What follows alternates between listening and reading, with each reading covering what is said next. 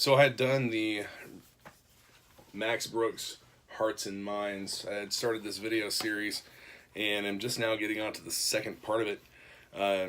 Spirit. Spirit is a character that they give a nice background for in this book. It's very detailed. Now, most of these stories are told with photos, are told with pictures.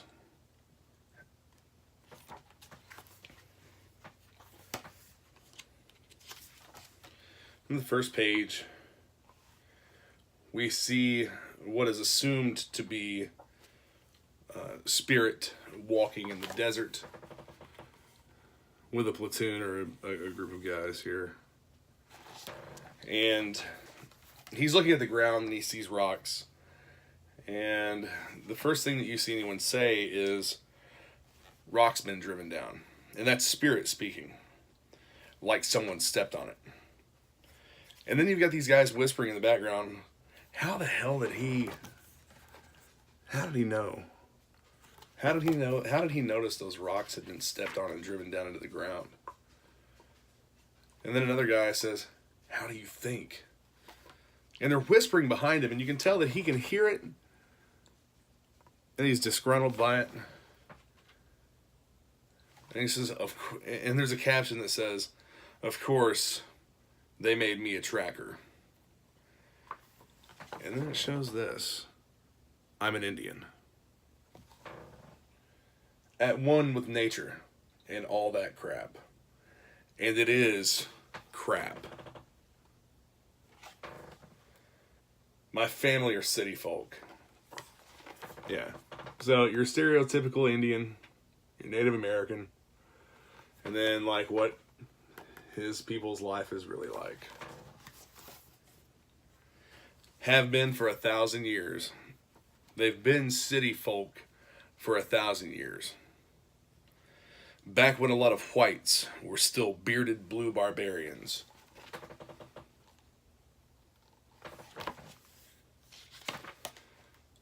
And some still are.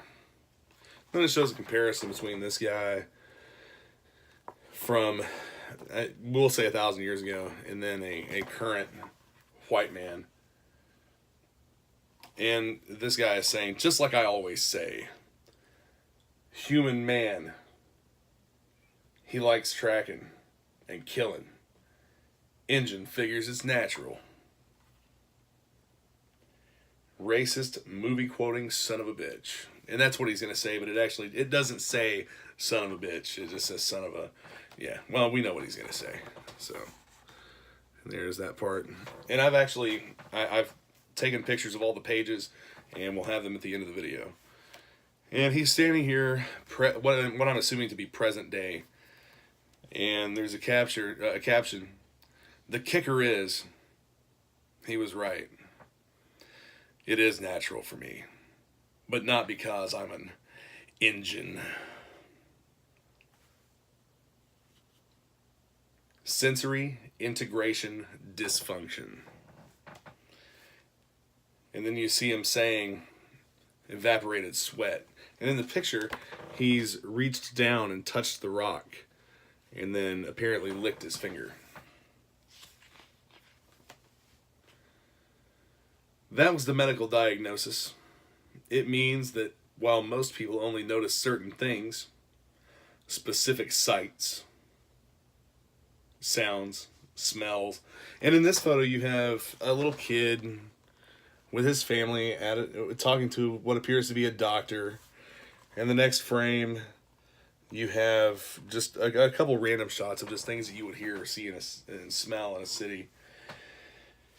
And you got all these captions of all this stuff going on around him, and he's a kid. And it's, "We're starving here. I'm coming already. Great jump shot." And so I was like, oh my God. And that's a group of teenage girls standing together talking. Half an hour on the bike, another 40 on the treadmill. Cruising down the street in my 6'4". That's right, the power of love. And he's hearing all this stuff. He's hearing radio broadcasts. He's hearing everything as if it's like right there next to him. And it's not off in a distance. And it's all driving him nuts. I notice everything. Everything. And in the next frame, you can see that it's just killing him. He hates it. All the noise that he constantly hears, because he hears everything. And it's sensory overload for him. A quiet space, devoid of the extraneous stimuli. And he's sitting out in nature by a rock. A safe place, conducive to developmental motor planning. That's what the occupational therapist said. Space and time, the freedom to understand my disorder. And he's out in nature, and he's noticing all these little details of absolutely everything around him. Learn to live with it. Accept it. And maybe, someday, learn to control it.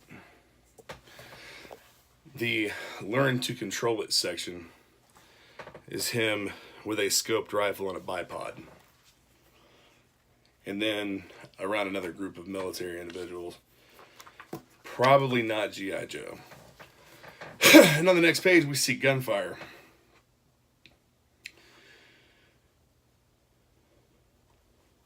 And you see the guys talking amongst themselves, speaking a foreign language. They're being shot at. They have no idea where any of it is coming from. And in this frame, see a couple images of people, and you see a hand in the air with a grenade. And I can control it. So he shoots the phone that one guy's holding. He shoots the hand of the guy holding a grenade, and he drops it. And it explodes. But it'll never be natural. And then he's sitting in a bar. And one guy says, "Hey, where's Charlie? My code name is Spirit. I am G.I. Joe." And he's sitting out behind the bar with headphones on, trying to deaden a little bit of all the noise that's constantly going on around him. And that's it for Spirit. Not a whole lot to that little story, but the amount of information that's contained in it, just with the pictures, is quite a lot. It gives you a nice insight into the background of that character, and some of the things that that character deals with on a daily basis, and what life is like for him. And it's not like it is for you and me. You know, it makes that character more human. It makes that character have struggles that they face on a daily basis, and that's what makes you really connect with a character, whether it's in a comic book, a novel, or in a movie. Things like that make these heroes seem to be more human. Thanks for watching. I'll have the next section of this book up soon. It is for Firefly, the Saboteur. Be sure to hit the subscribe button and stay tuned for more.